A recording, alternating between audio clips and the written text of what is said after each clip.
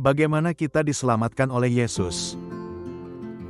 Karena begitu besar kasih Allah akan dunia ini, sehingga Ia telah mengaruniakan anaknya yang tunggal, supaya setiap orang yang percaya kepadanya tidak binasa, melainkan beroleh hidup yang kekal.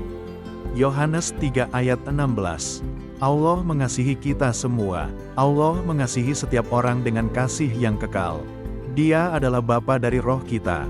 Kita adalah anak-anaknya. Dia mengasihi setiap kita secara pribadi dan ingin agar kita mengenal serta mengasihinya. Dia mengutus anaknya, Yesus Kristus. Allah tahu bahwa hidup ini penuh tantangan dan ketidakpastian. Dia tahu bahwa kita akan jatuh dalam dosa dan membuat kesalahan. Oleh karena itu, Dia mengutus anaknya, Yesus Kristus, ke dunia. Yesus hidup sempurna, tanpa dosa. Dia mengajarkan Injilnya dan menunjukkan cara hidup yang benar. Dengan rela, Dia menyerahkan nyawanya sebagai korban untuk membayar dosa-dosa kita. Dia adalah juru selamat dan penebus kita yang penuh kasih. Tapi bagaimana kita diselamatkan oleh Yesus? Diselamatkan oleh Yesus melibatkan membangun hubungan pribadi dengannya dan memahami unsur-unsur penting seperti iman, pertobatan, dan penerimaan akan kasih karunia-Nya. Berikut adalah langkah-langkahnya. 1. Menyadari kebutuhan akan keselamatan. Mengenal dosa, sadari bahwa semua orang telah berbuat dosa dan telah kehilangan kemuliaan Allah. Roma 3 ayat 23. Dosa memisahkan kita dari Allah dan memiliki konsekuensi. Roma 6 ayat 23. Menyadari akibatnya, akui bahwa dosa mengakibatkan kematian rohani dan pemisahan dari Allah. Yesaya 59 ayat 2. 2. Percaya kepada Yesus Kristus. Iman kepada Kristus. Percaya bahwa Yesus adalah anak Allah, yang mati untuk menebus dosa-dosamu dan bangkit kembali. Yohanes 3 ayat 16, 1 Korintus 15 ayat 3-4. Kematiannya cukup untuk menebus dosa-dosamu. Menerima kasih karunia-Nya, pahami bahwa keselamatan adalah anugerah melalui iman, bukan hasil usaha manusia. Efesus 2 ayat 8-9.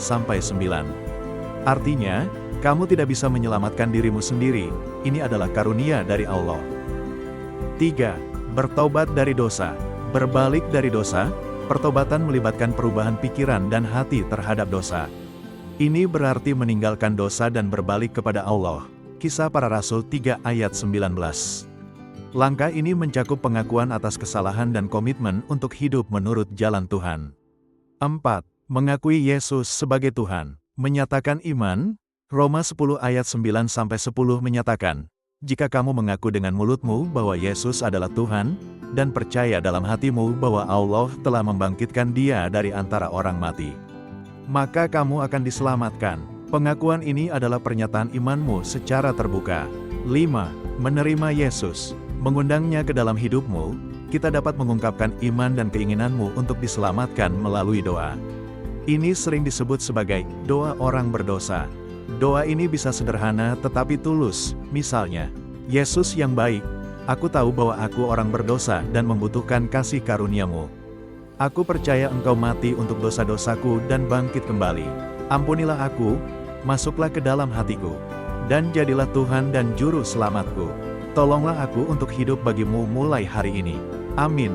6. Hidup dalam iman. Bertumbuh dalam hubungan. Setelah menerima Yesus, penting untuk bertumbuh dalam hubungan dengannya melalui A. Membaca Alkitab. Kenali firman Tuhan untuk memahami kehendak dan janji-Nya. B. Berdoa. Berkomunikasi secara teratur dengan Allah, menyampaikan pikiran, kekhawatiran, dan rasa syukur. C. Persekutuan. Bergabunglah dengan komunitas orang percaya, seperti gereja lokal, untuk belajar, bertumbuh, dan dikuatkan dalam iman. D. Ketaatan. Berusahalah untuk mengikuti ajaran dan perintah Yesus. Ini mencerminkan komitmenmu untuk hidup sesuai bimbingannya. 7. Kepastian keselamatan. Pahami bahwa keselamatan kita terjamin melalui iman kepada Yesus. Yohanes 10 ayat 28-29. Keraguan mungkin muncul, tetapi Allah setia, dan hubungan kita dengannya didasarkan pada kasih karunia-Nya, bukan usaha kita. Kesimpulan, diselamatkan oleh Yesus melibatkan pengakuan akan kebutuhan kita akan keselamatan, percaya kepadanya, bertobat dari dosa, mengakui iman kita, menerimanya ke dalam hidup kita, dan kemudian hidup dalam iman tersebut. Ini adalah perjalanan yang dimulai dengan keputusan pribadi dan terus berlanjut saat kita semakin dekat dengannya.